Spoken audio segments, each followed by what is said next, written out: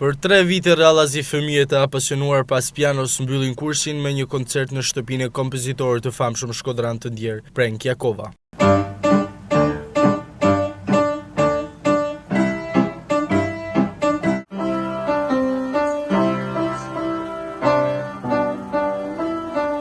Mjeshtri i pianos Lek Jakova Nipi i Prenk Jakovës thotë se në përgjithësi këta fëmijë nuk janë të regjistruar në shkollën e muzikës, por pasioni për të mësuar pianon i ka bashkuar. Po unë shoh interesim në shkodër, me thënë drejtën. E sidomos në fushën e pianos ka interesim veçantë, edhe se janë shumë kolegë që punojnë, edhe ka kërkesë piano.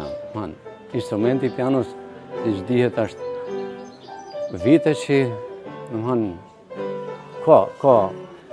ka dëshirë, ka pasion për pianon. Janë 25 fëmijë që mund t'i quajmë pianistë të vegjël të Shkodrës, të cilët kanë nisur udhëtimin e bukur muzikor duke hellur që në këtë moshë hapat e sigurt për të bërë nesër artist me emër.